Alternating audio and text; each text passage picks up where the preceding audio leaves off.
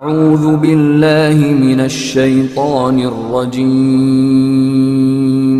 بسم اللہ الرحمن الرحیم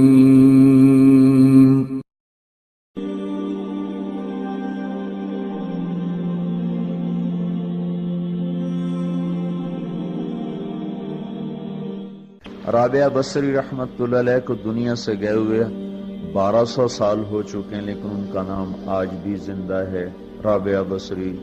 گلگت کی عورتوں کو بھی پتہ ہے رابعہ بصری کوئی بڑی اعلیٰ درجے کی خاتون تھی، پنجاب کی عورت کو بھی پتہ ہے، عرب کی عجم کی عورتوں کو پتہ ہے رابعہ بصری نہ کوئی شہزادی تھی، نہ کوئی ملکہ تھی، نہ کوئی وہ خوبصورت تھی، نہ کوئی خاندانی تھی، بلکہ عورت ہونے کے لحاظ سے ہر عیب اس میں تھا۔ خاندان اچھا ہونا چاہیے تو وہ غلام تھیں، باندی تھی۔ شکل اچھی ہونی چاہیے تو وہ بدصورت تھیں، کالی تھی۔ پہ چلو شکل بے کیسی ہو، خاندان کیسا، اولاد کے قابل تو ہو۔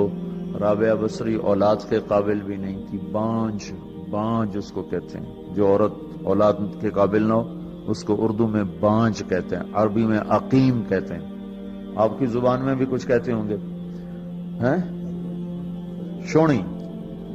شونی تھی۔ تو اب بتاؤ، عورت ہونے کے لحاظ سے کوئی چیز ہے؟ شکل، پہلا تاثر شکل کالی، دوسرا تاثر خاندان غلام، تیسرا تاثر اولاد کے قابل نہیں، بانج ہے، شونی ہے۔ تو 1200 سال کے بعد میں گلگت میں کیوں اس کا نام بلند کر رہا ہوں؟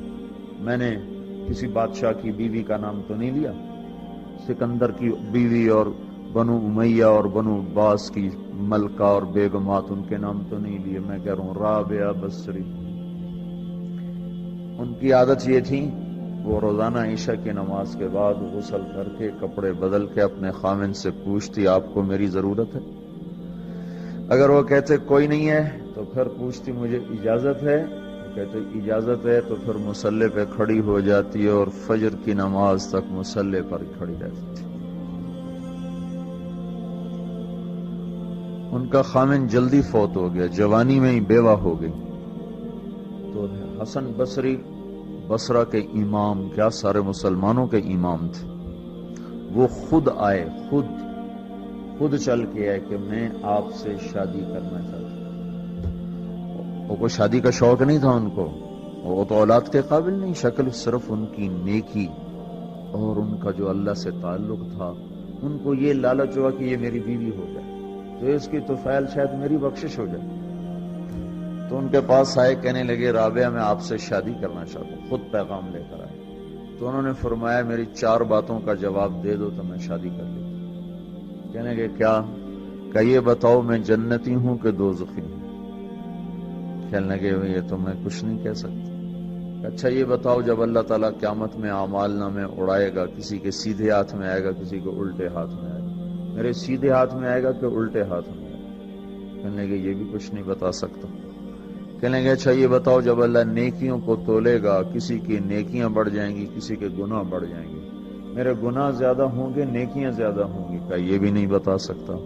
کہ اچھا یہ بتاؤ جب لوگ پل صراط سے گزریں گے، کوئی پار نکل جائیں گے، کوئی نیچے گر جائیں گے، تو میں پار نکلوں گی کہ دوزخ میں گروں گی؟ کہنے لگے یہ بھی میں نہیں بتا سکتا۔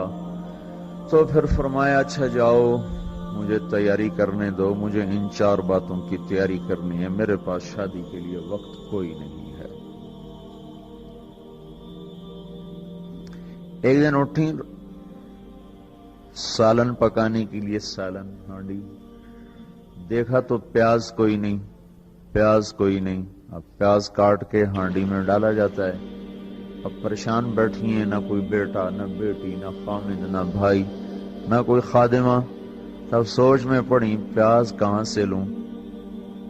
اوپر سے ایک چیل اڑتی ہوئی جا رہی تھی، اس کے پنجوں میں پیاز تھا۔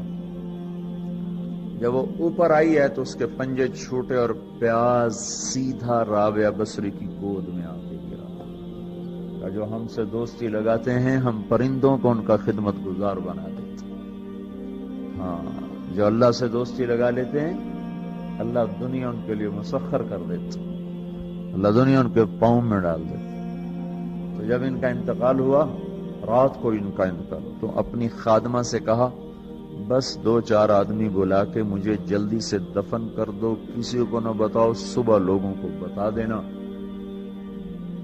اور مجھے کفن دینا میری اس چادر میں جس میں میں تہجد پڑا کرتی تھی۔ تو انہوں نے راتوں رات دفن کر کے صبح اعلان کیا، شور مچ گیا، ہائے کیوں بتایا، کیوں نہیں بتایا، کیوں۔ تو اگلی رات ان کی خادمہ نے ان کو خواب میں دیکھا، سبز لباس پہنا ہوا، حسن و جمال، سورج چہرے پہ چمک رہا۔ پوچھا آپ کے ساتھ کیا ہوا؟ کہا میرے اللہ نے میرے ساتھ بہت عمدہ معاملہ کیا۔ کہا آپ کی وہ چادر کہاں گئی جس میں آپ کو کفن دیا تھا؟ کہا وہ اللہ تعالیٰ نے اتار لی ہے اور مجھے جنت کا جوڑا پہنایا ہے، اور اس چادر کو اللہ نے سنبھال کے رکھا ہے، جب قیامت کے دن میری نیکیوں کو اللہ تولے گا تو اس چادر کو بھی اس میں تولے گا۔ انہوں نے پوچھا منکر نکیر کا کیا ہوا؟ سوال جواب ہوتا ہے نا، منکر نکیر آتے ہیں، ان کا کیا ہوا؟ کہا وہ آئے تھے تو انہوں نے مجھ سے کہا من ربکی، تیرا رب کون ہے، تیرا رب کون ہے؟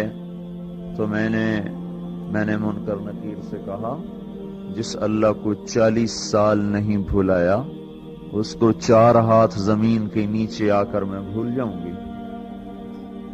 یہ نہیں کہا ربی اللہ ہے، بلکہ ان کو یوں کہا کہ جس رب کو 40 سال میں نہ بھلا سکی اس کو 4 ہاتھ زمین کے نیچے آ کر میں بھول جاؤں گی۔ تو منکر نکیر نے کہا اب اس کا آگے کیا حساب لینا، چلو بھائی واپس چلو، چلو بھائی واپس چلو۔ یہ بات آپ نے حضرت عمر سے فرمائی تھی، عمر وہ کیا دن ہوگا جب تو قبر میں ہوگا اور منکر نکیر آئیں گے زمین کو چیرتے ہوئے، اور ان کے ہاتھ میں ہتھوڑا ہوگا، ساری دنیا کے انسان جن اٹھانا چاہیں تو اٹھا نہیں سکیں گے، اور ان کی آواز میں بجلی کی کڑک ہوگی، اور وہ زمین کو چیرتے ہوئے آئیں گے، ان کے دانت لمبے ہوں گے، تو وہ آ کر تم سے سوال کریں گے من ربک ما دینک من نبیک۔ تو حضرت عمر کہنے لگے یا رسول اللہ میرے ہوش ٹھیک ہوں گے، جیسے میں اب بیٹھا ہوں میں ایسے ہوں گا؟ تو ہمارے نبی نے فرمایا ہاں تو ایسے ہی ہوگا جیسے تو اب بیٹھا ہوا ہے۔ تو کہنے لگے پھر میں اچھی طرح ان سے نمٹ لوں گا۔ تو جبریل آئے، کہنے لگے یا رسول اللہ ہم دیکھ رہے ہیں آگے کہ عمر کو جب قبر میں ڈالا جائے گا اور آ کر منکر نکیر ان سے سوال کریں کہ مر ربک، تو یہ کہیں گے ربی اللہ فمن ربکما، میرا رب تو اللہ ہے، تم بتاؤ تمہارا رب کون ہے؟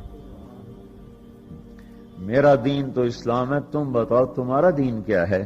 تو وہ منکر نکیر کہیں گے عجیب بات ہے، ہم تمہارا حساب لینے آئے کہ تم ہمارا